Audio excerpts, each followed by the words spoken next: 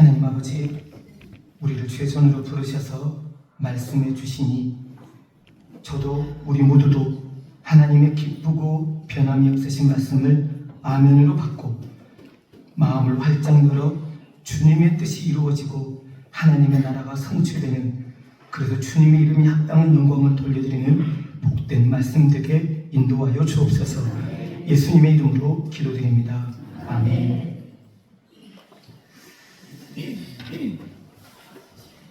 저번 건강검진 후에 제게 황달, 그리고 콜레스테롤, 그리고 천식이 정해진 범위보다 높게 나갔습니다 라는 이야기를 듣고서 사실 마음이 조금 그랬습니다. 서울에 8년 동안 살 때는 괜찮았던 것 같은데 그래도 시골로 왔으니 더 건강해야 맞는데 무엇이 문제일까 싶은 생각에 그래서 의사 선생님이 일주일 후에 다시 피검사를 한번 해보겠습니다 라고 하고 말씀해 주셔서 피검사하고 지난 16일 목요일에 집사람과 함께 병원을 찾았습니다. 감사하게 별일이 아니라고 합니다. 너무 쉽게 말하죠. 아멘까지는 제가 조금 아픈 데가 있다는 말씀을 드린 것 때문에 여러분에게 말씀을 드린 거고요. 어쨌든 건강관리를 스스로 잘 하시는 분들이 부럽다는 생각이 들었고, 그리고 비염이나 천식, 또 콜레스테롤, 그리고 또 황달, 저하고는 상관없는 이야기들이라고 생각했었는데 의사 선생님의 말씀은 그러시더라고요. 전반적으로 걱정할 만큼은 아니지만 일시적으로 이런 현상이 발생하기도 한대요. 그리고 또 어떤 경우는 과도한 스트레스를 집중해서 받게 될 때 이런 증상이 나타난다고 하더라고요. 엑스레이를 촬영할 때 집사람의 폐에서 뭔가 덮여있는 것이 하나가 발견돼서 제가 피검사할 때 집사람도 CT 촬영을 해보라고 의사 선생님이 권유해서 CT 촬영을 했는데 평면만 볼 수 있는 엑스레이와는 상관없이 CT는 몸의 전반적인 부분들을 다 촬영할 수 있기 때문에 확실하게 이야기를 해주신다고 하면서 말씀해 주신다는데 아무것도 아니니 걱정하지 말라고 그렇게 이야기를 해주시더라고요. 사실 원로 목사님께서 마무리까지 목회를 잘 마무리하고 싶으셨는데 사모님께서 갑작스럽게 지병을 얻게 되신 바람에 목회를 사모님을 위해 일찍 마쳐야 되겠다고 마음을 먹으셨다는 걸 제가 이곳에 처음 왔을 때 저와 집사람에게 하셨던 말씀이라 저도 사실 많이 고심했거든요. 그런 일이 생기지 않아야 되겠다라고 하는 생각도 들었고, 그래서 괜히 성도들에게 누가 되는 목사가 되지 않으면 좋겠다. 교회와 성도들에게 유익이 되는 목사가 되어야 되는데 괜히 걱정, 근심, 염려가 끼치는 목사가 되지 않도록 잘 챙겨야 되겠다 하는 그런 생각 해보면서 주시는 건강으로 또 열심히 섬겨야 되겠다라고 마음을 먹게 해주신 하나님께 감사드리고, 또 목사는 여러분도 잘 아시겠지만 여러분의 기도와 사랑 말고 목사는 살만한 게 없어요. 목사는 뭐 기댈 게 뭐가 있겠어요. 제가 막 돈을 벌기 위해 다른 직장을 얻을 수 있는 것도 아니고 제가 원하는 것을 취하기 위해 제 마음대로 시간을 쓸 수 있는 것도 아니걸요.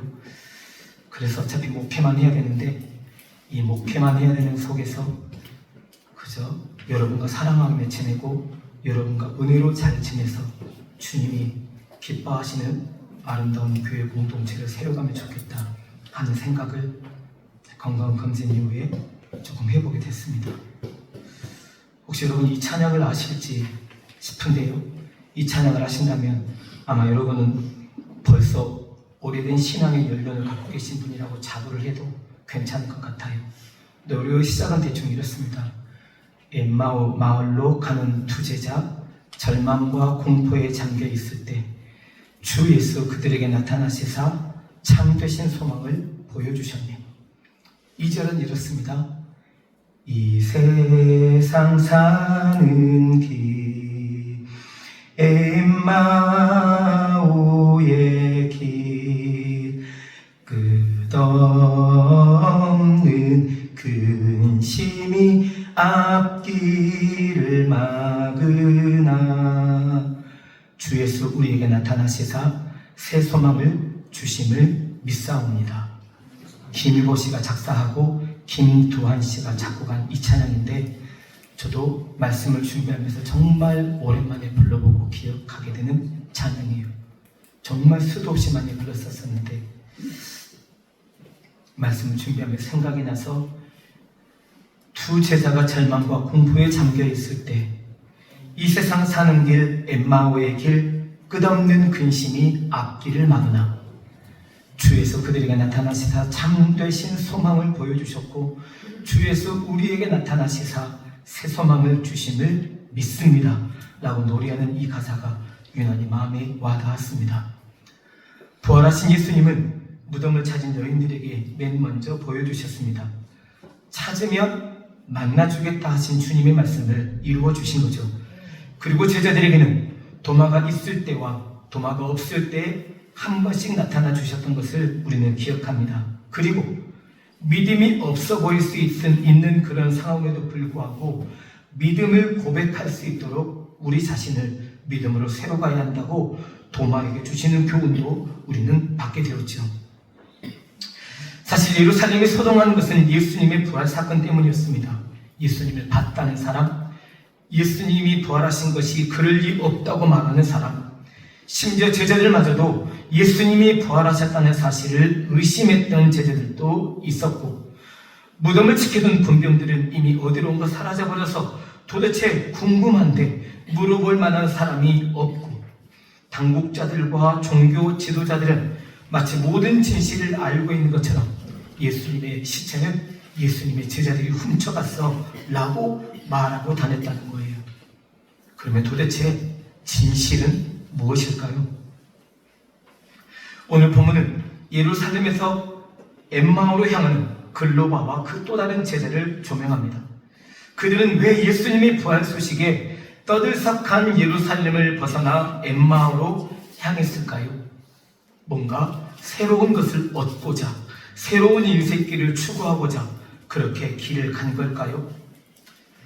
우리가 아는 것처럼 아브라함이 하나님이 보내시는 가나안 땅에 살 때, 또 나중이지만 나오미의 가족들이 가나안 땅에 살 때 그들이 거주하는 땅에 기근과 흉년이 들었습니다. 아마 하나님이 그러셨을 것 같아요. 아브라함이 어떡하나 보자, 나오미의 가정이 어떡하나 보자 그러셨던 것 같아요. 기근과 흉년은 삶의 고난이죠. 그럴 때 아브라함은 온 가족들을 데리고 애굽으로 떠났습니다. 그럴 때 나오미의 가족들은 모두 다 모압 땅으로 들어갔습니다. 약속하신 땅이라 기근과 흉년이 없을 거라고 여겼을지 모르겠지만 약속하신 땅에서 만난 기근과 흉년 때문에 살 길을 찾아 나선 애굽 땅과 모압 땅에서 그들의 인생 속에 만난 아이러니가 있었던 거예요.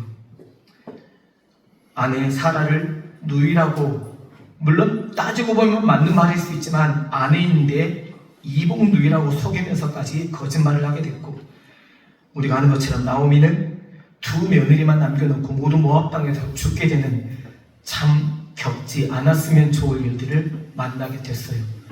떠났기 때문에 겪었던 일이다 라고 장담할 수는 없지만 어쨌든 떠나서 그런 일을 만났던 것을 우리는 성경을 통해 확인하게 되는 거예요. 어떤 의미에서 보면 떠나는 것만은 답이 아니었을 거다.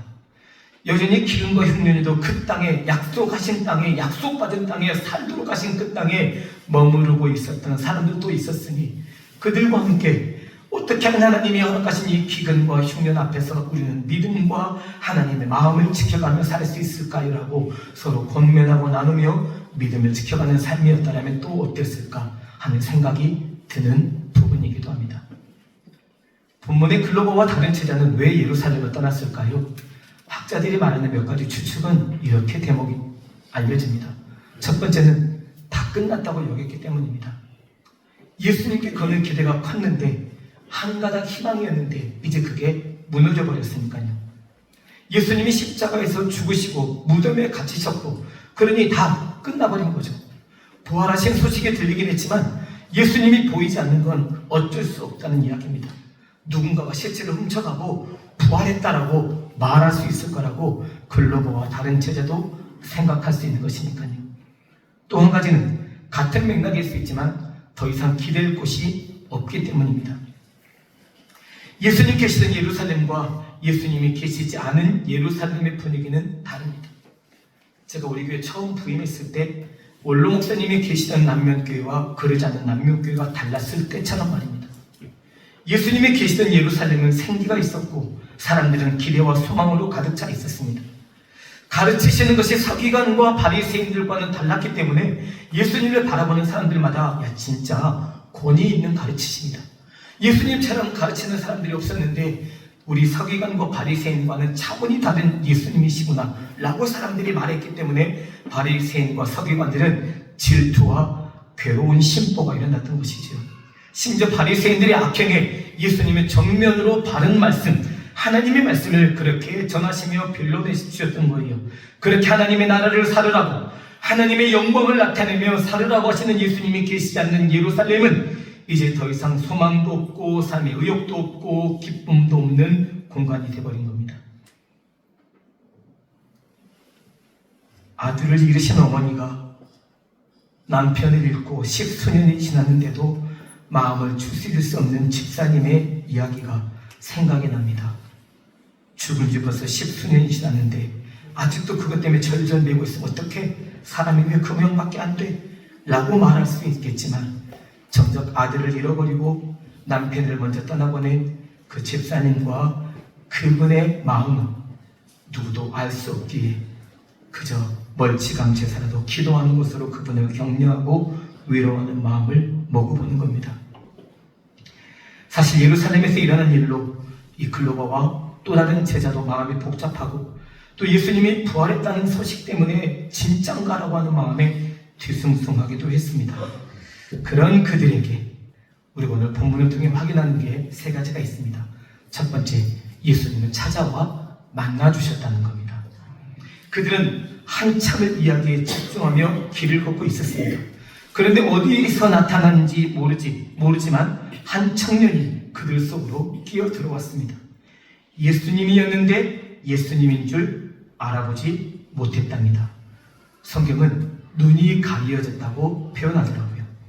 이거를 저는 이렇게 생각해봤습니다. 눈에 콩꺼풀이 씌면 자기가 생각하는 사람 외에는 안 보이는 것과 같은 이치 말입니다.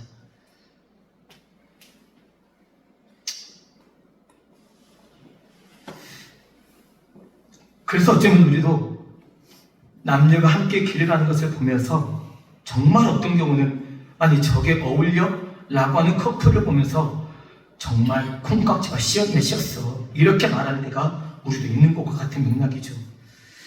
두 사람이 아는 대로 이미 예수님은 십자가에서 돌아가셨고 모든 사람들이 다 증인이란 말이에요.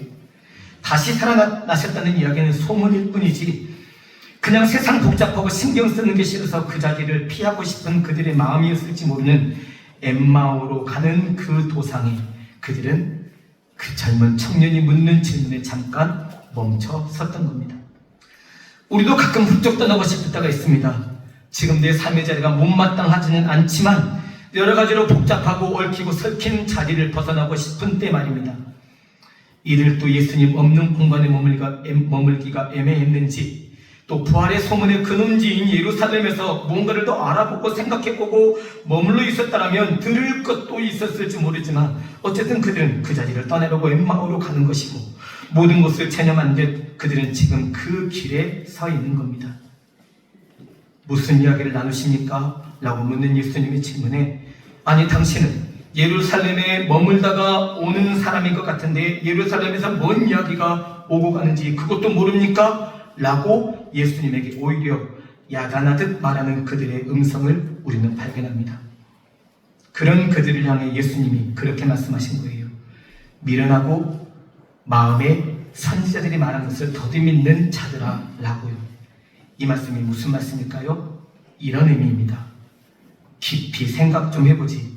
내가 말한 성경의 예언들을 끄집어냈는데 왜 그리 시간이 오래 걸릴까 하시는 주님의 애타는 마음이 거기에 담겨 있습니다. 그래서 예수님은 그들과 동행하며 그들에게 복음을 가르쳐 주시기로 마음을 먹으셨던 겁니다. 그러니 이 길은 예수님이 그들을 위해 일부러 오신 길이었습니다. 도마가 없는 제자들 가운데 오셨던 예수님이 도마가 있는 가운데에 다시 오셔서 도마에게 만나주셨던 것과 같습니다. 삭개오를 만나주셨던 예수님이 사마리아 여인을 수가성에서 만나기 위해 그 자리까지 가셨던 것과 똑같습니다. 그리고 지금 여기 있는 우리 한 사람 한 사람을 위해 주님은 찾아와 주셨고 만나 주셨고, 그래서 예수 그리스도를 나의 구주, 나의 하나님으로 고백하게 하신 겁니다. 그것은 우리의 잘난 무엇 때문이 아닙니다. 성령의 임재하심과 이끄심 때문이며 성령의 조명하심으로 우리에게 고백하도록 하신 이유입니다. 여러분과 제가 어디에 있든지 하나님은 찾아와 주시는 분이십니다. 그리고 말씀을 해주시는 분이고 잘 못 알고 있는 부분에 대해서 가르쳐 주시는 분이십니다. 예수님은 그들과 함께 걸으며 그들의 이야기 속으로 들어가셨습니다. 뭔 말을 하든지 말든지 나하고 뭔 상관이야 라고 하지 않으셨습니다.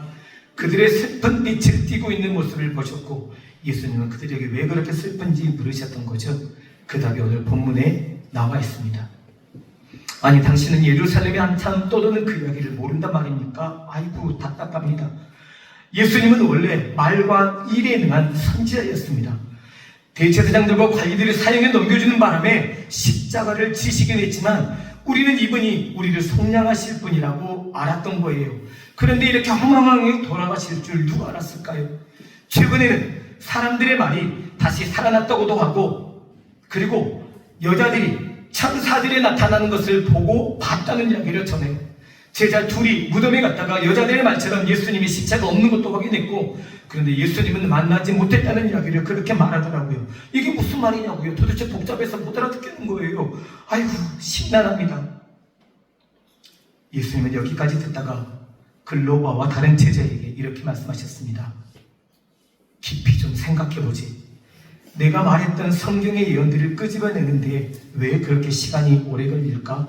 라고 말입니다. 그러면서 그리스도가 이런 고난을 받고 자기의 영광에 들어가야 할 것이 아니냐라고 말씀해 주신 거예요. 여러분, 우리도 그렇지만 우리가 듣고 본 게 전부가 아니에요. 우리가 알고 있는 사실이 때로는 진실이 아닐 수도 있어요.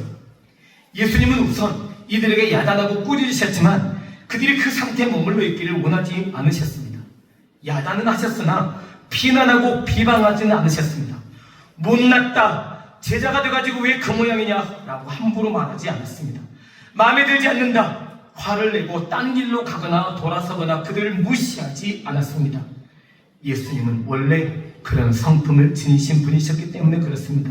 예수님은 그 성품 그대로 예수님은 그들과 여전히 동행하는 그 길에서 그들에게 성경에 기록된 예수님 자신에 관한 것들을 자세하게 설명해 주셨다고 오늘 본문은 우리에게 기록합니다. 이런 예수님의 친밀하심을 통해 그런 이야기를 들으며 그런 복음에 관한 소식을 들으며 지난 3년 동안의 공생에 예수님이 어떤 말씀을 가르쳐 주셨고 무엇을 보여주셨고 어떻게 행하셨는지를 떠올려보며 기억했더라면 아마 예수님이 바로 이분이구나라고 하는 것을 알았어야 옳았을 텐데 글로바와 다른 제자는 많이 애매해 보입니다. 주님은 우리와도 여전히 임마누엘 하시고 여호와 이레 해주십니다. 그런데 우리 삶의 문제가 우리 삶을 복잡하게 만들어서 여전히 우리와 함께 하시는 주님을 모르도록 만들어버립니다. 우리도 눈에 덮이는 것이 있어서 주님을 볼 수 없는 겁니다. 귀에 우리를 가려버리는 것이 있어서 주님의 말씀으로 들리지 않는 겁니다. 주님이 나와 함께 계시는 것이 느껴지는데도 주님의 느낌이라고 함께 계심이라고 느끼지 않고 내가 하고 싶은 대로 하는 것이 그것이 바람직한 주님의 뜻이라고 생각할 때가 많다는 겁니다. 우리를 지도하시는 성령님의 인도하심을 깨닫지 못하고 있는 겁니다. 주님의 영광을 위해 사는 것이 무엇인지를 가늠하지 않고 살아가는 겁니다. 그런 우리를 보시며 주님이 그러실 수 있습니다. 좀 깊이 생각하고 내가 말했던 것을 돌이켰는데 너무 더디지 말아야 해 라고 하시는 주님의 음성 말입니다. 신앙이 깊은 것과 하나님을 애타게 하는 것은 다른 문제입니다. 속 깊은 자식은 부모님에게 기쁨이 되지 부모님의 애를 태우는 자식은 아닌 것과 같은 것이죠. 그러자 예수님은 그냥 가시려는 듯 마음에 결단하셨지만 그들 곁에서 그들과 교제하기로 결정하셨습니다. 시골의 맛은 그래도 좋은 자리, 함께 할 수 있는 자리를 권면하고 손을 붙들어서라도 같이 가십시다라고 권면해 줄 수 있는 모습, 이것이 아직은 시골에 남아있는 따뜻한 인정이 묻어나는 정서인 것 같습니다. 그런데 이 시골에도 사실 모든 똑같은 사람들이 다 살고 있지 않기 때문에 우리는 더 그런 말을 합니다.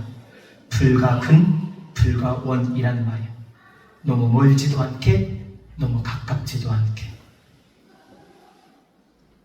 주님을 사랑하는 마음으로 그 사람에게 너무 가깝게 다가갔는데 그는 오히려 나를 거부하듯이 외면하고, 너무 가까우면 애매해질 수 있을 것 같아서 적당히 거리를 두었는데 자기를 생각하는 내 모습이 차갑다고 느끼는 성도들이 있는 것을 보면 사실 사람에게 맞추는 건 좀처럼 쉽지 않습니다.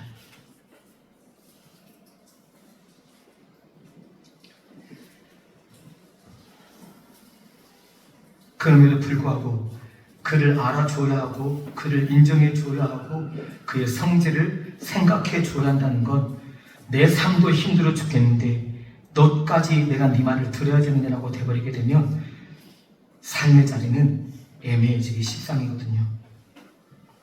그런데도 불구하고 예수님은 그들의 강권에 못 이긴 척하며 그 집으로 들어가셨습니다. 그리고 예수님은 그들과 교제 나누셨습니다. 교제는 떡과 먹을 것을 나누는 것만을 말하는 것이 아니라 여기서 말하는 교제는 하나님을 나누는 것까지를 포함합니다. 그래서 그리스도인들의 교제 속에는 음식도 나누지만 하나님도 나누는 겁니다. 이게 그리스도인들끼리 나누는 교제입니다. 이 식탁 교제에서 예수님은 그들이 예수님이라는 것을 회상할 수 있도록 도와주고 계시는 것을 오늘 본문은 우리에게 들려줍니다. 회상이란 지난 일을 돌이켜 생각한다는 의미입니다. 아버지께, 돌아가지도 않으신 아버지께 미리 유산을 받아서 그 유산을 달라고 하는 불효막심한 일을 저질렀던 둘째 아들이 아버지로부터 돈을 받아 삐까 번쩍한 모습으로 나갔을 때는 금이 환영하려고 돌아올 생각을 했을지는 모르겠지만 그는 결국 우리가 아는 것처럼 타국에서 거지도 그런 산거지가 없을 만큼 비참한 생활 속에 머물러 있었고, 심지어 돼지를 키우는 것에 취직이 돼서 돼지가 먹던 쥐업 열매를 먹어보려고 했지만 주인이 그것마저 허락하지 않는 그 자리에서 그는 털썩 주저앉아 아버지 집에 있는 품꾼을 생각했던 거예요. 회상하는 거죠. 난 아버지의 아들이었고 부족한 것이 없었고, 우리 아버지 집에 종들은 어떤 종이어도 부족한 것이 없이 살고 있는 종들인데, 그런 회상이 그로 하여금 그래 아버지 집으로 가자라고 결단하게 한 거예요. 여러분, 어떤 일을 만날 수는 있어요. 그게 기가 막힌 일이든 좋은 일이든지 말이에요. 그런데 그 일들을 통해 오늘 둘째 아들처럼 아버지께 돌아가는 계기가 되어야 되는데, 아버지를 떠나는 계기가 되면 그 자리에서 빨리 빠져나와야 돼요. 그런데 그러지도 모른 채 여전히 그 자리에 머물러 있으면서 나는 아버지를 따라가고 있고 주님 뜻을 따라가고 있고 나는 핍박을 당하고 있고 이렇게 생각해버리면 하나님이 애매한 하나님이 되어버리세요. 예수님이 회상을 그들에게 보여주신다는 것은 무슨 의미일까요? 그들과 함께 앉으사 음식 잡수실 때 익숙한 방식을 그들에게 보여주셨던 겁니다. 떡을 가지사 축사하시고 떼어 그들에게 주시니, 너무도 익숙한 경험과 그때의 회상이 그들의 눈을 밝게 해주었다고 성경은 기록합니다. 아차 하며 스치고 지나간 그들의 기억 속에 이전에 먼저 만났었을 때 그때 주님을 왜 볼 수 없었을까 라고 하는 생각 하지 않았을까요? 그러면서 그들은 순간 그때의 생각을 했습니다. 맞다. 그때 예수님이 복음을 이야기할 때, 예수님이 관한 선자의 이야기를 우리에게 들려주실 때 우리 가슴이 뜨겁지 않았었냐 라고 하는 이야기를 그들이 서로 주고받으며 예수님인 줄 알았더라면 우리가 길에서 알아보고 그 주님과 좀 더 친밀하고 좀 더 사랑 담기고 좀 더 의미 있고 좀 더 깊은 이야기를 나눌 수 있었을 텐데, 아이고 참 왜 그랬을까 하는 이런 생각 말입니다.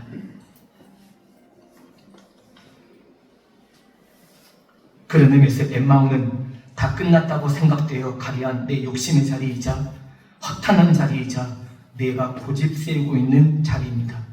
예루살렘은 이미 익숙하지만 부활하신 주님이 아직 머물러 계신 곳이고 이제 예수님이 승천하시기를 간절히 기다리고 있는 자리이기도 합니다.